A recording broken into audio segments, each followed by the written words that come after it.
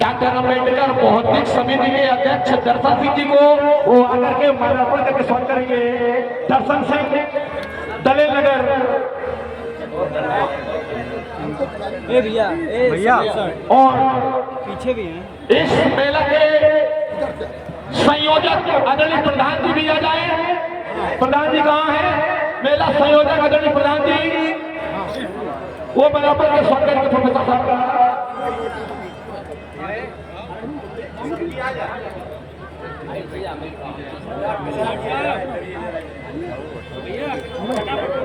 बबलू संघवार जी अकबरपुर। और क्योंकि समय उनका बहुत कीमती है, उनकी एक एक विचार को सुनना है। पूरी महफिल में तेरा ही निजाम हो जाए। बहुत दूर दूर से लोग आए, हमारे बहुत सारे।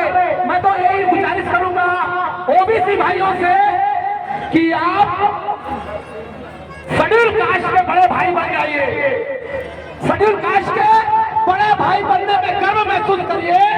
परिवर्तन आ जाएगा और पूरी महफिल में तेरा ही निजाम हो जाए।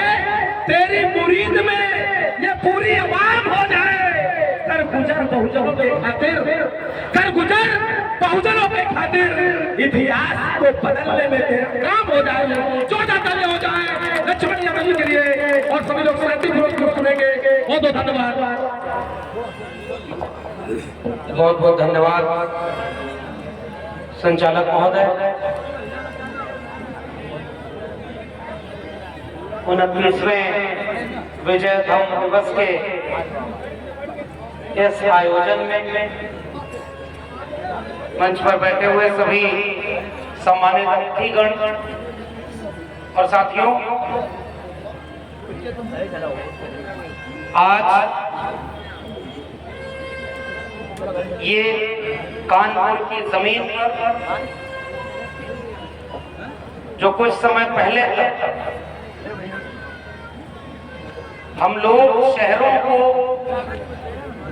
किसी नदी के नाम से, पर्वत पहाड़ के नाम से जानते थे, अब जब से चेतना आई है हम शहरों को इस रूप में जानना शुरू कर दिए कि कानपुर पेरियार ललाई सिंह यादव और रामस्वरूप वर्मा जी की धरती है।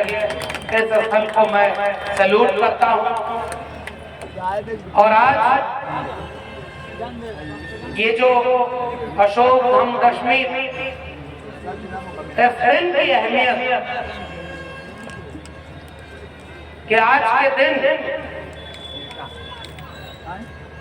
शांति, प्रेम, करुणा,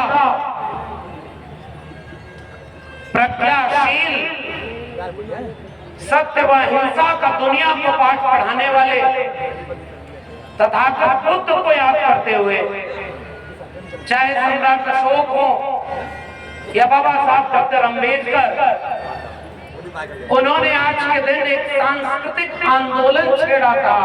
इसलिए आज के दिन की इतनी अहमियत है।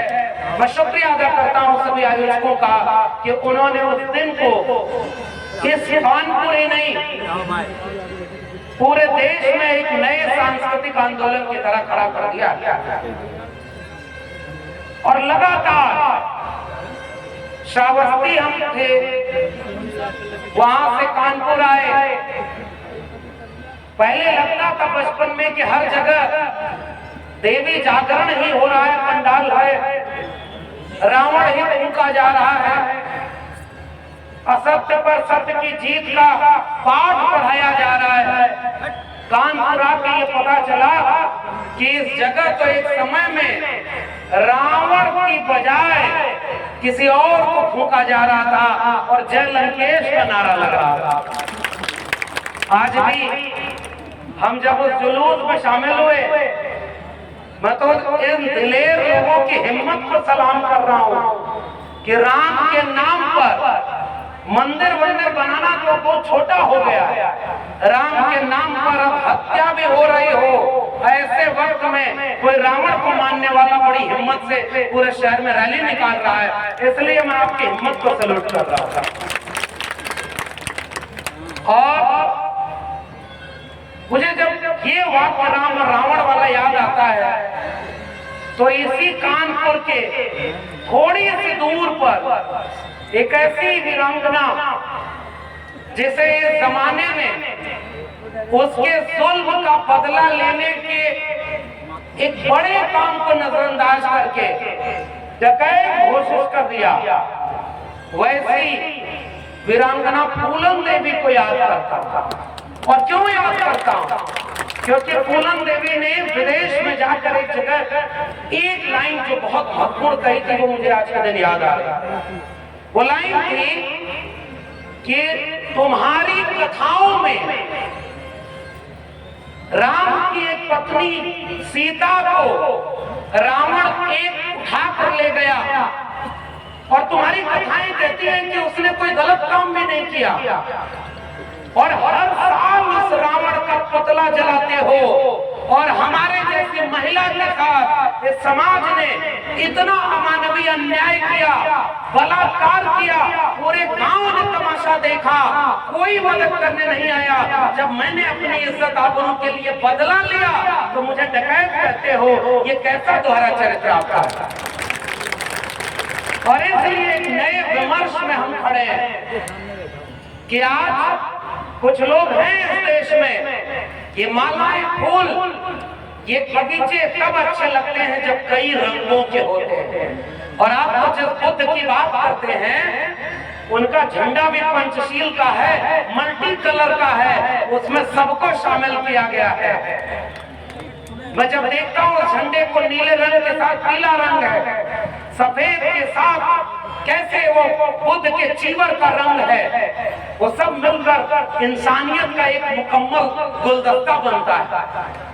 मगर अफसोस कि हम ऐसे मुल्क में रह रहे हैं कि आज कुछ लोग हैं वो नादान पूरे बगीचे को एक रंग में रंग देना चाहते हैं, और वो ये बढ़ा रहे हैं इस देश को। और अब तो उनकी सत्ता भी है कि ये देश पूरा राममय है, इस देश में सब लोग राम को मानने वाले हैं, सब रावण विरोधी हैं। और ऐसे वक्त में जब मैं इतिहास पढ़ रहा था तो मुझे बड़ा दिलचस्प वाकया नजर आया। कानपुर के लोगों, आपके यहाँ इतिहास में ये पता चल रहा है कि रावण का मंदिर है कि नहीं? मैं अगर गूगल गलत कह रहा हूं तो बताइए। कानपुर में रावण का मंदिर, बिसरक उत्तर प्रदेश में रावण का मंदिर, मंडोर राजस्थान में रावण का मंदिर, मंदसौर मध्य प्रदेश में रावण का मंदिर, विदिशा मध्य प्रदेश में रावण का मंदिर, काकीनाडा आंध्र प्रदेश में रावण का मंदिर, और उत्तर प्रदेश में नोएडा की तरफ एक जगह है, वहां तो कहा जाता है रावण के वंशज ही निवास करते थे, और वहां बड़ा सा रावण का मंदिर है। दक्षिण से लेकर उत्तर में इन नमूनों को पता ही नहीं कि इस देश में सब राम को मानने वाले नहीं, कुछ रावण को मानने वाले भी लोग, और वैसे ही लोग कुछ हिम्मत आज भी कर रहे हैं। देखिए भाई, मुझसे पूछेंगे तो मैं तो एक सवाल पूछूंगा कि अगर मैं राम को नहीं मानता तो रावण को कैसे मानूंगा? ये कहते बोला धीरज भाई ने इशारा तो कर ही दिया, इसलिए मुझे पता नहीं, मैं नहीं मानता इन सबको। लेकिन अगर आप मान रहे हो तो मुझे इतना सुकून मिल रहा है कि चलो आप एक तरह से उसको चैलेंज कर रहे हो। और मुझे तो आयोजकों ने, डॉक्टर साहब ने, बहुत सारे लोगों ने बताया कि कुछ दिन पहले जब यहाँ उनके देवी देवताओं का पुतला दहन किया जाता था, उधर रावण जल रहा है, इधर राम जल रहा है, बड़ा विवाद हुआ, तब तय हुआ कि रावण जलना बंद होगा तब राम जलना भी बंद हो जाएगा, और तब इस समय नए रूप में ये कार्यक्रम हो रहा है। तो बड़ी लड़ाई लड़ी गई और बड़ी लड़ाई लड़ी जानी है। इसलिए सत्य की जीत असत्य पर ये रामनवमी नहीं, मुझे तो एक साजिश नजर आ रही, जो बुद्ध का इतिहास, जो अशोक का इतिहास, जो डॉक्टर अंबेडकर का इतिहास है, उसके ऊपर कैसे धर्म का इतिहास रख दिया जाए। और वो इतिहास तो आप जानते ही हैं कि राम मंदिर की खुदाई कर रहे थे और बड़े मन से दंगा करवा चुके थे। राम मंदिर, रामलला हम आएंगे, मंदिर वहीं बनाएंगे, रथ यात्रा निकाल चुके थे। उसके बाद जब खुदाई हो रही थी तो पता चला कि राम के मंदिर का अवशेष मिले न मिले, वहाँ बुद्धिस्ट अवशेष जरूर मिल गए थे। यह इतिहास यहाँ का, और को दबा दिया गया, नहीं पता चला। और मैं पिछले दिनों सिरपुर गया था छत्तीसगढ़, और वहां पता चला महासमुंद जिले में कि वहां का इतना बड़ा बुद्धिस्ट स्थल, और बुद्धिस्ट स्थल में मंदिर नहीं मिलता। आपने तो साहब मौका देकर हमसे भी 22 प्रतिज्ञाएं करवा ही ली, और ठीक बात है कि हमने करी है, लेकिन ईमानदारी से कबूल कर रहा हूं भाई, हम जिनकी बात करते हैं ना वो बहुत मजबूत लोग थे, बहुत ताकतवर लोग थे, और हम अभी बहुत कमजोर लोग। हम तो उनसे हिम्मत लेते हैं। डॉक्टर अंबेडकर जब ये 22 प्रतिज्ञाएं कर रहे होंगे तो वो संकल्प लेकर एक आंदोलन को जन्म दे रहे थे। मुझे पता नहीं कि मैं उन सारी 22 प्रतिज्ञाओं को कितना अपनाऊंगा, लेकिन हाँ, आज के दिन जब आपने प्रतिज्ञा दिलवा दी है तो उससे पीछे हटने का तो कोई सवाल ही नहीं। और नास्तिक तो हम पहले से ही है भाई, नास्तिक तो हमारे घर में कोई देवी देवता का तो मंदिर पूजा पाठ होता ही नहीं था। हमारे यहाँ निर्गुण पंथ के एक बाबा थे जो कबीर की परंपरा के थे, और कबीर की परंपरा के होने के नाते मेरी माँ ने कभी अखंड का व्रत उपवास रखा ही नहीं, मेरे घर में किसी देवी देवता की तस्वीर ही नहीं थी। और मेरे पिताजी प्योर कॉमरेड जो वामपंथी आंदोलन, समाजवादी आंदोलन से निकले थे, जो इस देश में हमारे यहाँ जो कबीर पंथी बाबा थे उनको भी नहीं मानते थे। वो कहते थे देखो इस दुनिया में इंसान सब बराबर हैं, केवल दो ही चीज है, एक लुटेरे लोग हैं और एक कमेरे लोग हैं, हमें वर्ग संघर्ष को खत्म करना है। और उनके कमरे में 2 तस्वीर थी, डॉक्टर अंबेडकर के साथ कार्ल मार्क्स और भगत सिंह की तस्वीर। मुझे बता रहा हूँ, ठीक है। तो हमें तो विरासत में नास्तिकता मिली, तो नास्तिक तो हम लोग को पहले और राम और इन सब में विश्वास रहा नहीं। मैं तो कई बार सोचता हूँ, अयोध्या में बोल दिया था, कानपुर वालों जब आपने इतनी हिम्मत दी है तो फिर से बोल रहा हूँ, मेरे मन में सवाल है और बिल्कुल सही सवाल है। कल मैंने मंच पर सुना भी कि अगर एक अंग किसी बच्चे का गलत निकल जाए पैदा होते समय तो उसको देख करके कहते हैं कोई भूत प्रेत की छाया है। 8 हाथ वाले को अगर पूज रहे हो, सामने कोई ऐसा व्यक्ति आ जाए जिसके 8 हाथ हैं तो पूजा करोगे कि भागोगे झोला उठाकर?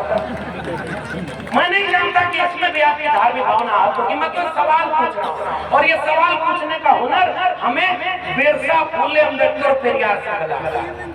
जब हमारे ज्योतिबा फुले पूछते थे कि अगर गुलामगिरी में वो लिख रहे हैं कि ब्रह्मा के अगर 4 मुंह थे तो वो स्तनपान किस मुंह से करते थे? मुंह से बच्चा अगर पैदा होता है तो गर्भ कहाँ ठहरता है? अरे भाई, हम तो इतने हिम्मत वाले हैं नहीं। और सही बात है, आज अगर महात्मा फुले होते तो मारा था पत्थर उस समय में लोगों ने, घर से निकाला था।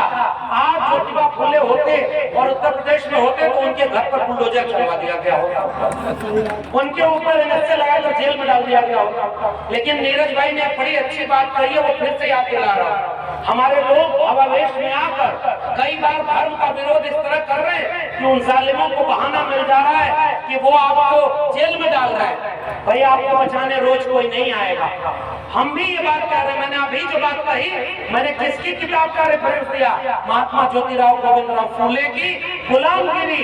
पेरियार को, डॉक्टर अंबेडकर को, फूले को, साहू जी को, ललित सिंह यादव को और अर्जक संघ के महामना रामचंद्र वर्मा को अगर पढ़ो, कोई आलोचना करनी हो तो अपने हमें आग में कूदने की जरूरत नहीं।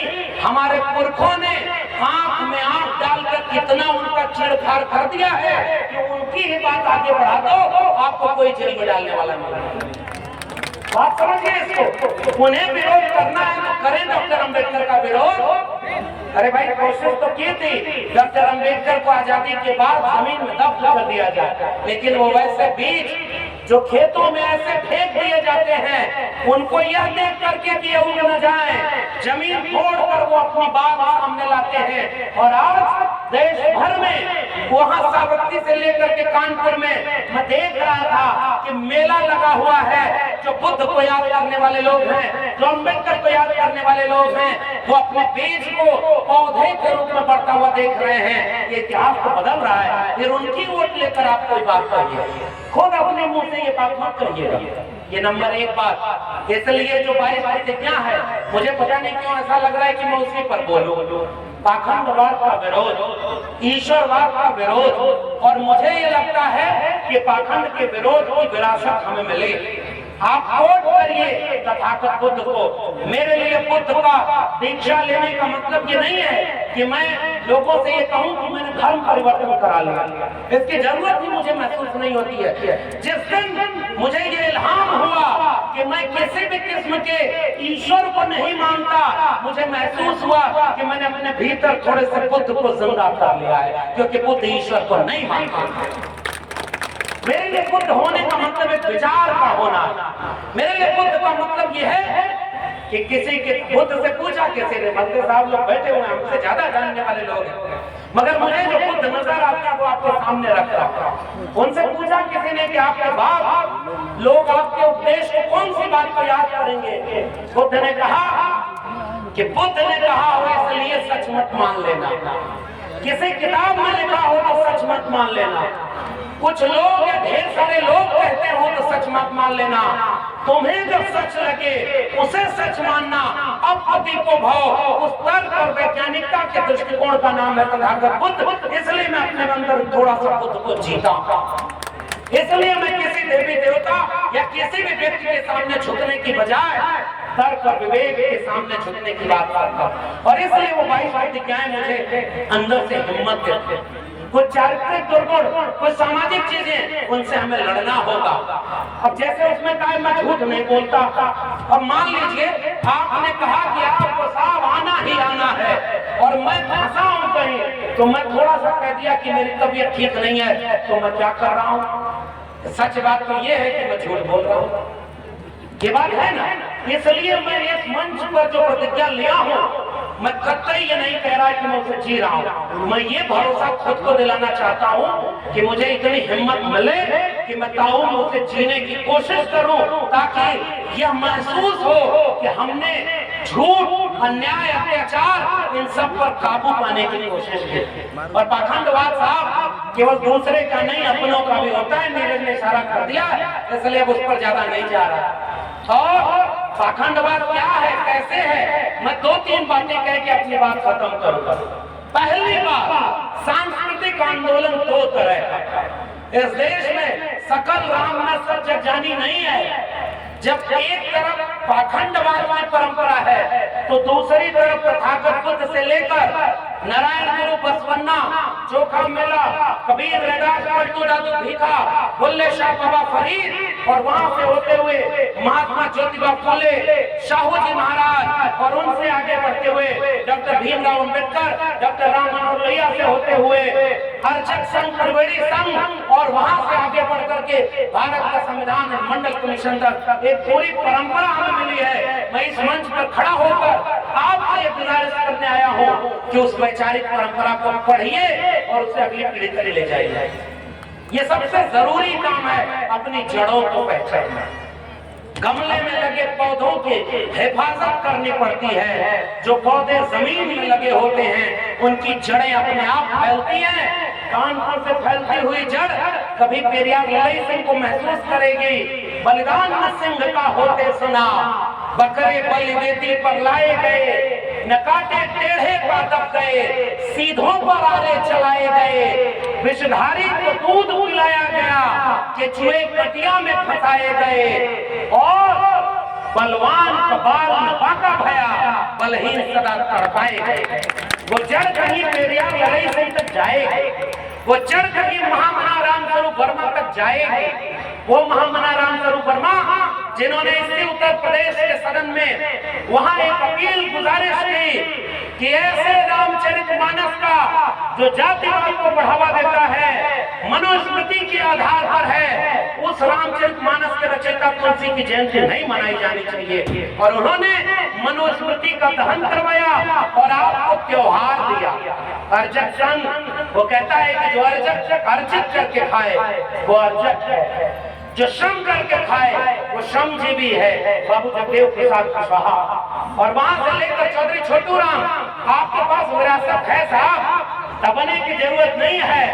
आप जब कह रहे हैं कि चक्रवर्ती सम्राट अशोक जब आपके वैचारिक जड़ों के हैं तो आप गुलाम नहीं, आप तो शासक हो। ये आज आपको गुलाम बना दिया गया है। आओ आज के दिन संकल्प लो कि इस मुल्क पर हम 90% लोगों का शासन होगा, तब आप अशोक को याद करना चाहिए। वरना और एक बात और मैं इस मन से कहना चाहता था, एक तरफ आप कहेंगे कि सम्राट अशोक शासक वर्ग के हैं और दूसरी तरफ आज ओबीसी को समझाने जाएंगे कि वो शूद्र है। जैसे अभी नीरज भाई ने तो बड़ी कठिन बात कह दी कि कुछ लोग जय भीम भी बोलते हैं और गुजरते हुए थोड़ा सा गर्दन तो झुक ही जाता है कि इस साल मेरे बेटे का एडमिशन होना है, हे माता अगर एडमिशन हो जाए तो ठीक रहता। मेरा एक दोस्त था, वो हमारे साथ पढ़ने जब इलाहाबाद विश्वविद्यालय जाता था तो जितने मंदिर पढ़ते थे सबके सामने झुक करके ऐसे ऐसे करता था। एक जगह झुक कर ऐसे किया तो मैंने कहा अरे भाई रुको, ये मंदिर नहीं ट्रांसफार्मर है, इसके सामने भी तुम झुक गए। वो झेप गया। ऐसे भी होता हमारे यहाँ क्या, वो सारे देवी देवता को मानते हैं। अभी लेकिन एक बात कहना चाहता था, अगर आप किसी जय भीम बोलने वाले को चिढ़ाएंगे, किसी ओबीसी को चिढ़ाएंगे कि तुम तो पाखंडी हो, तो वो अगली बार आपकी सभा में आना छोड़ देगा, क्योंकि धर्म ने आपको कमजोर बनाया।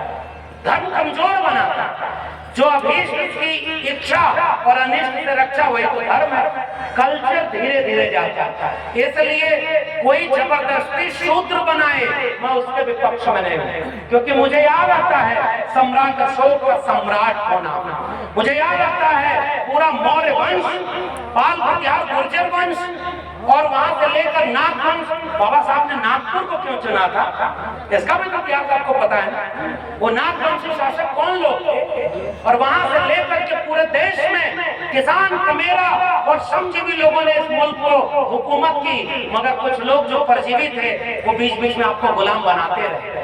और उन्हीं गुलामी की कल्चर संस्कृति को धीरे धीरे देखिए, पहले के जमाने में यूपी बिहार में गणेश पूजा नहीं होती थी, अब तो गणेश को भी पैसा देकर पूजवाया जा रहा है, कल्चर आपका मिटाया जा रहा है। इसलिए आज के दिन पहली गुजारिश, मेरी अपील है, नौजवानों को समझाइए, घर में किताबें रखिए। और मैं बिल्कुल सहमत हूँ कि फूल माला पर पैसा खर्च मत करिए। ये फूल माला आज और कल जाते जाते सूख जाएंगे, किताबें ताउम्र हरी रहेंगी। हमें किताबें भेंट करिए, हम और खुश होंगे। इन फूल मालाओं से हमारा कोई मतलब नहीं। किताबें क्रांति लाएं, और इसलिए डॉक्टर अंबेडकर ने किताब की बात कही। कलम और किताब की लड़ाई और पाखंड की लड़ाई, उस पाखंड की लड़ाई तभी लड़ी जाएगी जब आप ताकतवर होंगे कलम और किताब। जो कमजोर है, जो शिक्षित नहीं है, उसको हम चाहते हैं कि तुरंत वो धर्म छोड़ दे। जो धर्म छुड़ाएगा उसको वो अपना भगवान मान लेगा। माफ करिए, आप भी तथागत बुद्ध को भगवान कहते हैं, हो सकता है आपका अर्थ अलग हो, बंदे साहब लोग वो इसकी व्याख्या करेंगे, लेकिन मुझे ऐसा लगता है कि रिप्लेस करके अगर किसी और को बिठा दिया तो साहब बदलाव क्या आया। इसलिए भारतीय जनमानस उत्सव धर्मी है। मैं तो बधाई दूंगा इस आयोजन को, जिन्होंने विजयदशमी, खम्बदशमी को उत्सव की तरह बनाया। श्रावस्ती से लेकर कानपुर तक लोग घूमते हुए जय भीम का जब नारा लगा रहे हैं, तो मुझे लग रहा है कि एक वैकल्पिक संस्कृति और इस लड़ाई को आगे ले जाने का मकसद ये है कि हम जय भीम का नारा लगाएं, फूले पेरियार के मिशन को आगे बढ़ाने की बात करें, और बिना पाखंडवाद के विरोध के। लेकिन पाखंडवाद काम कैसे करता है? एक छोटी सी बात बताऊं, टीवी पर विज्ञापन देखते हैं ना, आजकल तो 2-3 सिनेमा के बड़े बड़े हीरो गुटखा का प्रचार करते हैं, जानते हैं? गुटखा का, ये खाओ, इसमें केसर मिला है तो इसमें अमृत मिला है, किसी में स्वर्ण भस्म मिला है। आप जाकर पूछो कि वो हीरो खुद गुटखा खाते हैं क्या? पूछिए ना, उनके बेटे बेटे गुटखा खाते हैं क्या? करोड़ों रुपए का ऐड लेकर वो गुटखा का प्रचार करके अरबों रुपए का व्यापार आपके बच्चों को गुटखा खिलाकर बेचे। अब गुटखे को हटाइए और एक गुटखा ले आइए पाखंड का। पुजारी आएगा, कथा सुनाएगा, और आपसे कहेगा कि तुम्हारा ग्रह दशा ठीक नहीं, तुम्हारे बच्चे को नौकरी नहीं, तुम्हारे घर में कुछ नहीं, उस पुजारी से पूछिए।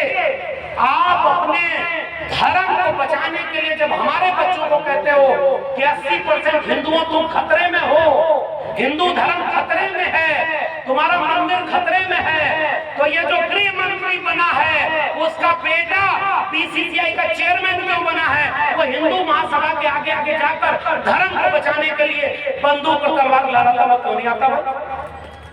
पहचानते हैं कि नहीं उसको?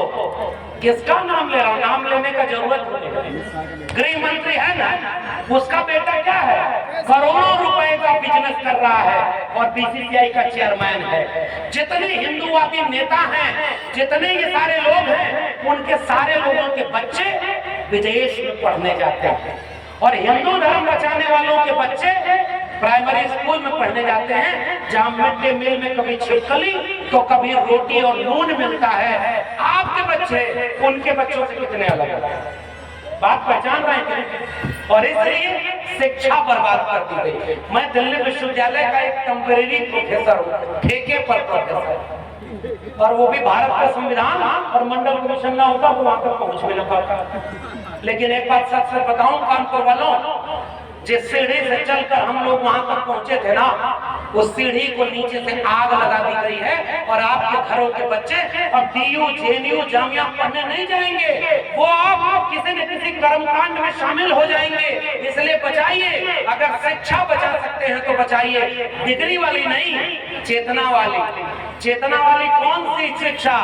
जो शेरनी का दूध हो, जिसे जो पिए वो दहाड़े, उस शिक्षा की जरूरत हमारे समाज में। और अगर शिक्षा नहीं बची तो पाखंडवाद से नहीं लड़ पाएंगे। पाखंडवाद से लड़ने के लिए विरासत जानना पड़ेगा ना।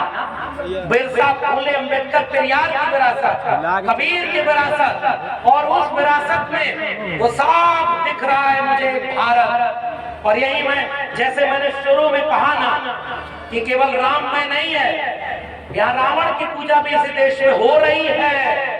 उसी तरह से एक भारत नहीं है, एक दूसरा भारत भी है जो 90% बहुजनों का भारत है। वो हमारा भारत है। और हम कौन लोग हैं? हमारे हाथों ने श्रम कर इस देश को, दुनिया को रहने लायक बनाया है। और इसलिए क्रांतिकारी आंदोलनों का एक गीत है, हम मेहनतकश जग वालों से जब अपना हिस्सा मांगेंगे, एक खेत नहीं, एक गांव नहीं, हम सारी दुनिया मांगेंगे, वो हमारा इतिहास। मगर आज आपके ऊपर राज कौन कर रहा है? क्यों? क्योंकि आप बट गए साहब। अब मेहनत जातियों में बट गया।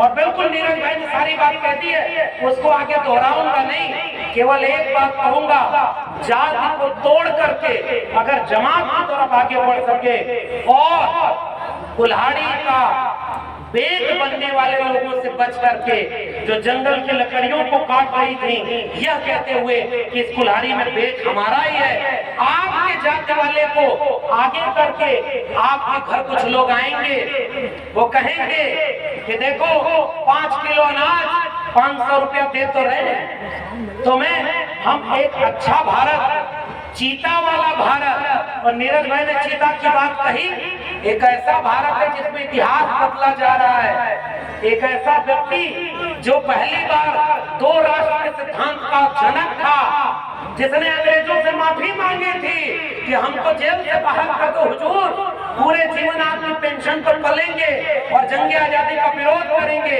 उसने अपने नाम के आगे अपने से ही वीर लगा दिया, क्योंकि उसे पता था कि मेरी हरकतें ऐसी हैं कि आने वाले लोग गाली देंगे। वह व्यक्ति जब वहां रंगून जेल में था तो बुलबुल पर बैठकर पूरा भारत घुमा करता था। सुना कि नहीं किस्सा था? कोई बुलबुल पर बैठकर घूम रहा है, कोई चूहे पर बैठकर घूम रहा है, कोई गरुड़ पर बैठकर घूम रहा है। ये कितने हिंसक लोग! और छोड़ो, ये सारे लोग केवल और केवल पशुओं के ऊपर अन्याय वाली बात है। तथागत बुद्ध का एक विचार, इंसान को छोड़ो, पशुओं पर भी दया करो, उस दया और करुणा के विचार का नाम है बुद्ध। और इसलिए एक काम और किया जा रहा है, आपके इतिहास को मिटाया जाए, सिलेबस की किताबें बदली जा रही। आपके यहाँ स्कूल खोज लीजिए साहब, प्राइमरी स्कूल कानपुर के ऐसे हैं क्या कि आप खुशी खुशी अपने बच्चों को वहाँ पढ़ने भेजते हैं? सही सही बताइए, कितने लोग खुशी खुशी सरकारी स्कूल में अपने बच्चे को पढ़ने भेजते हैं? कोई नहीं है ना। जो भेजते हैं वो मजबूरी में भेजते हैं ना। अगर आपकी जेब में पैसा होता तो किसी महंगे स्कूल में अपने बच्चे को पढ़ाते हैं। मेरे पास एक फोन आया मुंबई से, मंच के लोगों का, सोचिए सबके पास आता हो, वो फोन आया और कहा कि मैं भी यादव हूँ और आप बहुत अच्छा बोलते हैं लेकिन आप बहुत खराब बात बोलते हैं। हमने पूछा कौन सी बात खराब लगी, तो कहा धर्म के खिलाफ आप बोलते हैं। हमने कहा कौन सी बात आपका धर्म के खिलाफ खराब लगी? उन्होंने कहा कि देवी देवता तो आप कह रहे होते ही नहीं। मैंने कहा होते हैं तो आपने देखा? मैं अपनी क्लास के विद्यार्थियों से पूछता हूँ कि भूत होते हैं, तो कहते हाँ साहब होते हैं। तो कहा कैसे होते हैं? तो हमारे दादा एक बार भूत को पटक कर मारे थे, हम उन्होंने देखा था। आप लोगों में से किसी ने भूत को देखा है? भगवान को देखा है? मैंने जब उन बच्चों से पूछा कि जब तुमने खुद देखा नहीं तो कैसे मान लिया? और एक बात बताओ, तुमसे अगर कहा जाए कि तुम आंख बंद करके सोचो भूख लगी हो कि तुम खाना खा लिए तो पेट भर जाएगा क्या? वो एक आदमी ट्रेन में जा रहा था, उसका छोटा सा बच्चा था, ट्रेन में वो बच्चा ना सामने कोई मिठाई खा रहा था, तो वो नाराज हो गया, कह रहा हमको भी मिठाई चाहिए। अब वो मालिक पिता कहा कि अब ट्रेन में मिठाई कहां से देंगे? तो पिता बड़ा चालाक था, उसने कहा बेटा आंख बंद करो और मन में मिठाई खा लो। बेटा आंख बंद किया, मन में मिठाई खा लिया। बेटा आंख खोला तो पिता ने पूछा कौन सी मिठाई खाए? तो उसने कहा लड्डू। तो उसने मारा जोर से और कहा जब मन में ही खाना था तो रसमलाई क्यों नहीं खाए? जब तुम्हें मानना ही है कि तुम्हारा भगवान मन में है तो एक बात बताओ कि इतने भगवान इस देश में, फिर भी इस देश में कुपोषण के शिकार सबसे ज्यादा महिलाएं भारत में, कम उम्र के बच्चे जो सबसे ज्यादा मरते हैं वो भारत में, सबसे ज्यादा स्कूल का भारत में, सबसे ज्यादा दुनिया के बेरोजगार लोग भारत में, सबसे ज्यादा घर बेघर लोग भारत में, सबसे ज्यादा जो ऐसे लोग जिनका मालिकाना हक जमीन पर नहीं है वो भारत में, और सबसे ज्यादा देवी देवता भी कहाँ? भारत में। ऐसा विरोधाभास भाई, ये देवी देवता हैं तो वो किस बात के लिए हैं? एक सांस्कृतिक विमर्श आपके सामने है और वो पाखंड आपके सामने लाया जाएगा। मैं आपसे कह रहा हूँ कि जब सिलेबस ही बदल दिया जाएगा और उस सिलेबस में आएगा एक छोटा सा बच्चा जो गुजरात में था, बचपन में गया, तालाब में देखा भगवा झंडा घूम रहा है, उसे बचाने गया, मगरमच्छ थे तालाब में, भगवा झंडा तो लेकर आया ही, उसमें मगरमच्छ का दो बच्चा भी दबा के ले आया। उसके बाद कुछ दिन भीख मांगी, फिर कुछ दिन आरएसएस ज्वाइन किया और 2014 में जाकर इस देश का प्रधानमंत्री बन गया। वो विष्णु का अगला अवतार था कि आपके बच्चों को सिलेबस में पढ़ाया जाएगा कि नहीं? मैं केवल शिक्षा की बात करने आया हूं। आपके फिल्म बन रही है कि नहीं? पृथ्वीराज चौहान ने मोहम्मद गोरी को मार दिया। हमारे जो डॉक्टर साहब लोग हैं, डॉक्टर साहब लोग हमारे साथ आ रहे थे, हम लोग इसी पर बात कर रहे थे, विनोद जी हैं, राज जी हैं, और हम लोग यही बात कर रहे थे कि आप क्या करेंगे जब आपके बच्चों का सिलेबस ही बदल दिया जाएगा? उनको पता ही नहीं चलेगा साहब। पृथ्वीराज चौहान मोहम्मद गोरी को मार देगा, जबकि मोहम्मद गोरी 2012-06 में मरा और पृथ्वीराज चौहान 1191 की तराइन के कुछ समावादी मार गए। झूठ बनाया गया कि नहीं? कुछ दिन बाद पता चलेगा महाराणा प्रताप अकबर को और लड़ाया जाएगा हिंदू मुसलमान करके। मेरे देश के कमेरा लोगों, इस देश के बहुजन लोगों, एक बात बताओ, क्या आपका आरक्षण को मुसलमान छीन रहा है क्या? क्या आपके देश की सरकारी संपत्ति को भी मुसलमान बेच रहा है क्या? इस देश में कुछ लोग देश को लुटवा के विदेश में भिजवा दिए, उनमें कोई मुसलमान लोग दलित पिछड़ा भी था क्या? वो सबके आगे टाइटल में वही है जो प्रधानमंत्री के आगे टाइटल में है कि नहीं? देश लूटने वाला कौन? वो 10% लोग। देश को बनाने वाले कौन? हम 90% लोग। हमने देश बनाया है, वो देश लूट रहे हैं, इसलिए हम सबसे बड़े राष्ट्रवादी हैं। और आओ कानपुर के लोगों, मेरे गांव के लोगों, मैं एक आखिरी बात कह के जा रहा हूँ और लोग बोलने को हैं। मैं दिल्ली से चलकर आया और बहुत सम्मानित लोग मंच पर बैठे हैं, जानकार हैं, जानते हैं, और आप में भी बहुत सारे लोग जानते हैं। आपके बच्चों का भविष्य इन लखनऊ और दिल्ली में बैठे हुए लोगों ने पूरी तरह बर्बाद कर दिया है और उसकी केवल घोषणा होना बाकी। गुजारिश मेरी है, शिक्षा बर्बाद, प्राइवेट स्कूल खुल गए, अंबानी अडानी के, डीयू जेडीयू सारे बर्बाद हो गए नई शिक्षा नीति में। आपके बच्चे पढ़ेंगे नहीं तो क्या करेंगे? मानसिक रूप से गुलाम होंगे। शिक्षा बर्बाद, सरकारी रेलवे बिक गई, सरकारी जमीन बिक गई, सरकारी बैंक बिक गया, सरकारी नौकरी बिक गई, सरकारी रेलवे। कहा था क्या कि हवाई चप्पल वालों को हवाई जहाज में जाएंगे, जहाज भी बिक गया, पूरा देश बिक गया। और उसने क्या कहा था? सौगंध मुझे इस मिट्टी की, मैं देश नहीं बिकने दूंगा।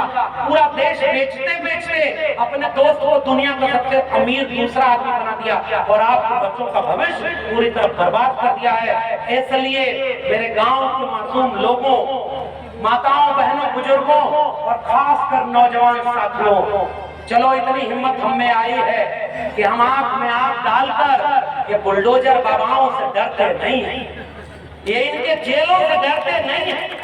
हम सच की बात करते हैं। और उन नेताओं को भी, हमारे स्वामी प्रसाद जी बैठे हुए हैं, हम एक कार्यक्रम में और साथ थे, इनकी हिम्मत को हम कह रहे हैं सर, थोड़े दिन उधर थे लेकिन अब हमारे साथ आए, हमको सलूट करते हैं क्योंकि हमने आपके मुंह से हमेशा बुद्ध की बात की, आपने आंदोलन की बात की है। आइए मिलकर, और मैं एक बात और कह रहा हूँ, कोई भी व्यक्ति जो आपकी तरफ आए, दोनों बाहें फैलाकर उसका स्वागत करिए, क्योंकि उनका आदमी आपके यहाँ जा करके अपने संग में ले जाने के लिए रोज काम कर रहा है। और हमने अपनी नाक लंबी करके तराजू लेकर देखते हैं कि 24 कैरेट अम्बेडकरवादी कौन है, जो थोड़ा कम है उसको या तो मजाक बनाते हैं या उसकी उपहास उड़ाते हैं, अवहेलना करते हैं। और मुझे पेंटर साहब हैं और वो दयाराम जी, दो लोग हैं, यही इसी कार्यक्रम में 2 जगह हो रहा था ना। मैं तो आप दोनों को बधाई दूंगा कि आपने मिल करके एक कार्यक्रम कर दिया, यहीं से एक इशारा हो गया है, आओ मिलकर लड़े। उन सारे लोगों को दोनों बाहें फैलाकर अपने साथ लाइए जो आपके विचार के साथ।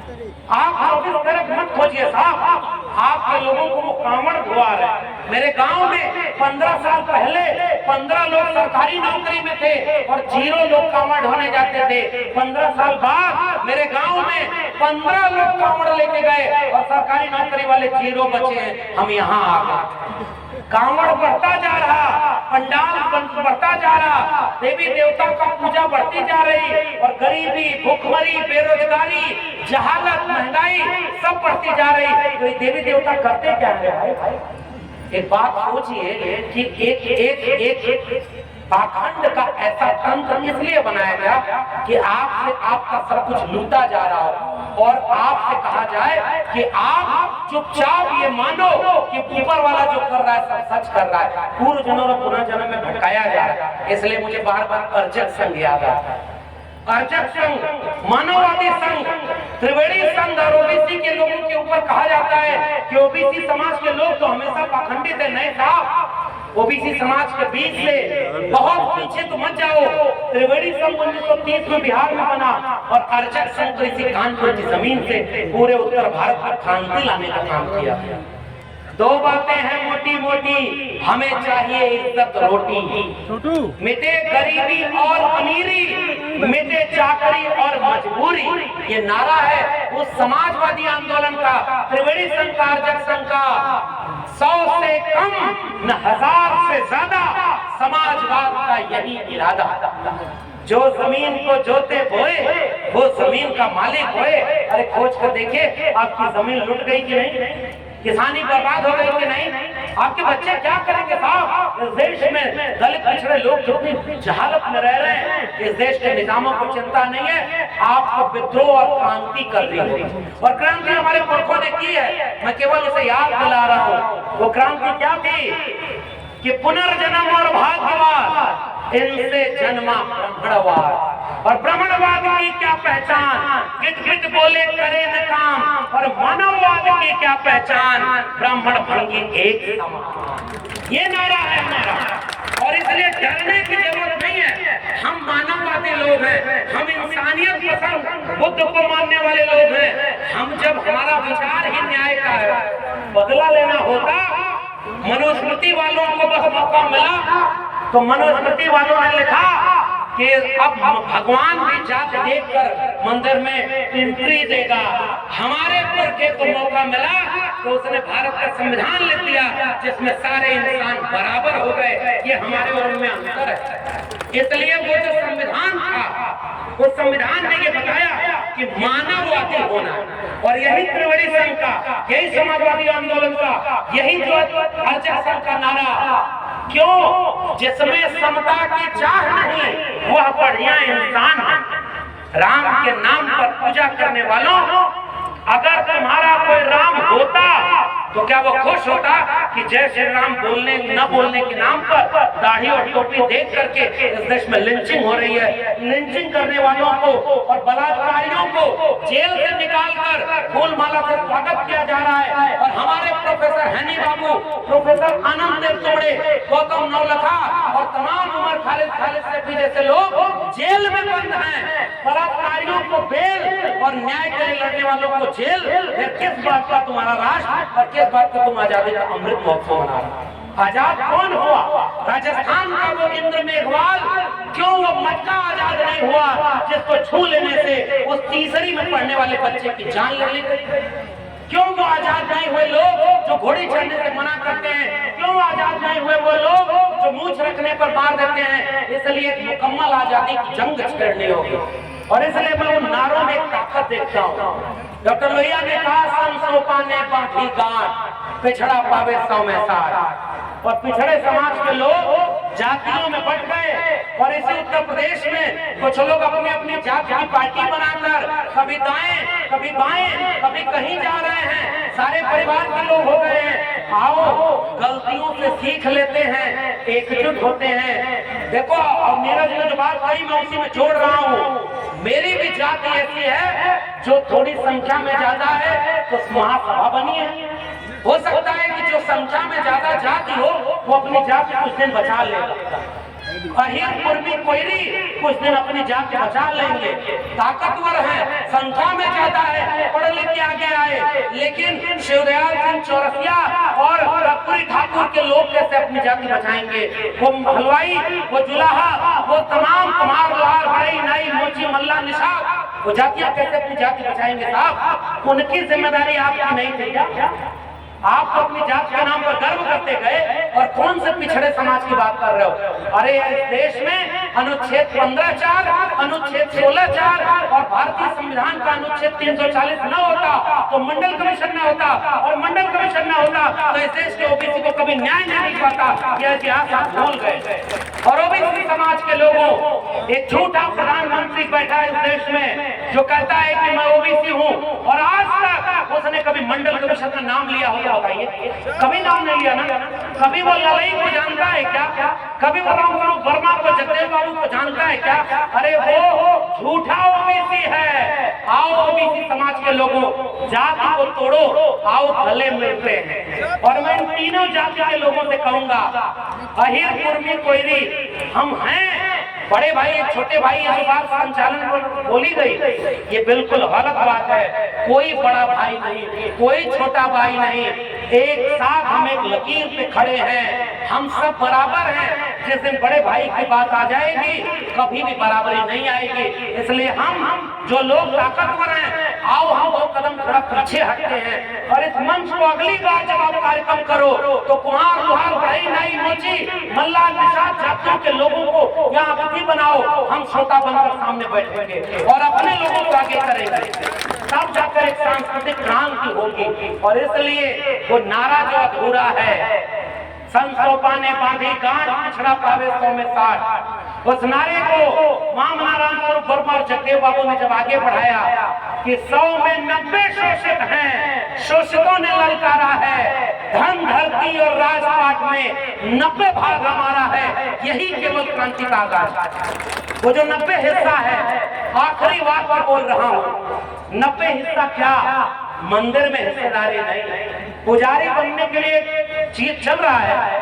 अगर मंदिर वाले हैं तो उनसे बात कहो कि ये जितने मंदिर हैं इन सब में दलित और पिछड़े पुजारी बनेंगे और उनका बैंक अकाउंट हमारे नाम से होगा, सारा चंदा हमारे खाते में आएगा, तब पुजारी बनना कबूल करो। कुछ दिन के लिए जो पुजारी उनको कह रहा है, आप लोगों की लड़ाई मंदिर की नहीं है। ये बाबा साहब ने कहा था कि मंदिर जाने वाली भीड़ जिस दिन स्कूल कॉलेज और विश्वविद्यालय की तरफ घूम जाएगी, इस देश को दुनिया का सबसे महान देश बनने से कोई रोक नहीं सकता। इसलिए हमारी लड़ाई किसकी है? स्कूल कॉलेज और विश्वविद्यालय की है। और ये जमहूरियत जो सत्ता में बैठे हैं, शौचालय और देवालय में आपको लड़ा रही कि नहीं लड़ा? रोज मंदिर, रोज मुसलमान, हिंदुस्तान, पाकिस्तान, आप कहोगे मेरे बच्चे को नौकरी नहीं मिली, वो कहेंगे 370 हटा दिया। आप कहोगे शिक्षा बर्बाद हो रही है, वो कहेंगे ट्रिपल तलाक। आप कहोगे महंगाई बढ़ गई, वो कहेंगे मंदिर वहीं बनाएंगे। आप कहोगे कि हम एक सामाजिक न्याय का भारत चाहते हैं, वो कहेंगे हम अखंड भारत चाहते हैं। ये लड़ाई विचारधारा की है। इसलिए मेरे भाइयों बहनों, मैं जो अपील करने आया था, वो अपील गुजारिश केवल यही है, गांव के मासूम लोगों, अपने आसपास देखो कि दिल्ली और लखनऊ वालों ने आपके बच्चों का सौदा कर दिया है, उनके भविष्य को पूरी तरह से बर्बाद कर दिया। मुझसे न कहना, मैं केवल अपनी जिम्मेदारी निभाने आया। मैं जानता हूं कि इस मन से हम जो बोल रहे हैं, एक तो हमारे अंदर कोई ऐसी चीज नहीं, जो कुछ है वो विरासत में मिली, हम केवल आपको पहुंचा रहे हैं। कल को हमारे भाषण खत्म हो जाएंगे, हो सकता है ये मंच लगाने का मौका भी न मिल पाए। ये आयोजक लोग, बंसर लोग और दयाराम जी लोग जैसे लोग तो बड़ी हिम्मत कर रहे हैं साहब, कितने दिन कर पाएंगे? और एक बात और याद रखिएगा, जय भीम बोलना अब इतना ताकतवर हो गया है ना कि जो दिल में गोडसे, गोलवलकर और हेडगेवार को रखते हैं, वो भी बिरसा फुले अम्बेडकर के सामने जाकर झुक रहे हैं, कह रहे हैं अम्बेडकर न होते तो मैं भारत का प्रधानमंत्री नहीं होता। क्या बात कहते हो? अमेरिका में जाकर कहते हो कि मैं युद्ध के नहीं बुद्ध के देश से आया हूँ और भारत में युद्ध छोड़े हुए बुद्ध के खिलाफ। यानी अम्बेडकर की मूर्तियों को तो अब तोड़ नहीं पाएंगे। हमारा खौफ उनसे पूछो जो आज भी हमारे पुरखों की मूर्तियों तक से डर जाते है ना। ये बात आपकी ताकत इतनी मिल गई है ना, मगर कहीं ऐसा न हो जाए कि वो लोग केवल मूर्तियां बनाने लग जाएं और आप भी कल को कहें कि अम्बेडकर की बात तो वो भी कर रहे हैं, जय भीम तो वो भी कर रहे हैं। कहीं आरएसएस के मुख्यालय में कल को अम्बेडकर की मूर्ति बनाकर और उसे घोषित कर दें कि ये विष्णु के अवतार थे, फिर आप अपने समाज को कैसे समझाओगे? मूर्तियों में मत खोजना मुझे, मैं तुम्हें किताबों में मिलूंगा। ये बात कहने वाले डॉक्टर अम्बेडकर आज अगर होते तो वो विचारों की लड़ाई लड़ रहे होते। इसलिए मेरे गांव के मासूम लोगों, बल्ली सिंह चीमा ने एक कविता लिखी थी, ले मशाले चल पड़े हैं लोग मेरे गांव के, अब अंधेरा जीत लेंगे लोग मेरे गांव के। ऐ गांव के लोगों, कानपुर उत्तर प्रदेश के लोगों, इस भारत के कमेरा लोगों, वंचित शोषित किसान मजदूरों, दलित पिछड़े आदिवासियों, 90% हो आप। आओ इस मुल्क में शिक्षा बचाने के लिए, रोजगार बचाने के लिए, भारत का संविधान बचाने के लिए इस मुल्क में क्रांति का आगाज करो। तभी, क्योंकि आज अगर डॉक्टर अम्बेडकर होते, आज फूले होते, आज बुद्धा होते, तो वो स्कूल कॉलेज और विश्वविद्यालय बचाने, भारत का संविधान बचाने के लिए जाते। और अगर आप नहीं आ पाए, माफ करिएगा, 25 साल बाद आपकी आने वाली पीढ़ियां, हमारी पीढ़ियां हमसे पूछेंगी, जब 2022 में तुम कानपुर में ये रावण मेला और ये बौद्ध धम्म दशमी मना रहे थे, तब तक तो भारत का संविधान बचा था ना, तब तक तो DU JNU बचा था ना, तब तक तो तमाम क्रांतिकारी लोग बचे थे ना, थोड़ी सी सरकारी नौकरी बची थी ना, भारत का संविधान थोड़ा बचा था ना। 25 साल बाद तुम हमें ऐसा भारत सौंप कर गए जिसमें भारत का संविधान की बजाय मनुस्मृति है, सरकारी नौकरी बिक गई, सरकारी जमीन बिक गई, सारे लोग मजदूर बन गए पूंजीपतियों के, आदिवासी जमीन नहीं बचा पाए, दलित अपना वजूद नहीं बचा पाए, पिछड़े अपना हक नहीं बचा पाए, महिलाएं अपनी इज्जत न बचा पाए, सारे लोग मजदूर बन गए। वो जब आपसे ये सवाल पूछेंगी, आप क्या जवाब दोगे? मैं उन आने वाली पीढ़ियों से आंख में आंख डालकर कहना चाहता हूं कि बुलडोजर से, जेल जाने से, दंगाइयों से मैं बिना डरे बिरसा फुले अम्बेडकर अम्बेडकर पेरियार की बात करते हुए हर मंच पर जाकर लोगों को समझा रहा था कि आओ इस भारत के संविधान को बचा लें। यही कह करके उनसे अपनी इज्जत बचाऊंगा। अगर आपको भी अपनी इज्जत बचानी है आने वाली पीढ़ियों के लिए, कि वो आपके ऊपर शर्म न करें कि तुम्हारे पुरखे अम्बेडकर फूले पेरियार थे, हमारे पुरखे तुम नालायक निकले। कारवां आगे ले जाने की बात थी, तुमने मीलों पीछे जाकर बेच दिया। हम आंख नहीं मिला पाएंगे। वो चिड़िया मुझे याद आती है, जंगल में आग लगी, एक चिड़िया चोंच से पानी डाल रही थी। सारे पक्षी हंस रहे थे, ये जंगल की आग तेरी चोंच के पानी से बुझेगी क्या? उस चिड़िया का जवाब मेरा जवाब है कि वो चिड़िया बोली कि मुझे पता है कि मेरी चोंच के एक बूंद पानी से ये जंगल की आग नहीं बुझेगी, मगर जब इस आग का इतिहास लिखा जाएगा कि जब इस मुल्क में दंगाई बनाया जा रहा था, मंदिर मस्जिद हिंदू मुसलमान किया जा रहा था, पूरे देश को बेचा जा रहा था, अम्बेडकर फूले पेरियार के सपनों के भारत को खत्म किया जा रहा था, तब तुम क्या कर रहे थे? मेरा नाम इस आग लगाने वालों में नहीं, आग बुझाने वालों में शामिल होगा। जय भीम, जय मंडल, संविधान जिंदाबाद, उल गुलाम जिंदाबाद, इनकलाब जिंदाबाद।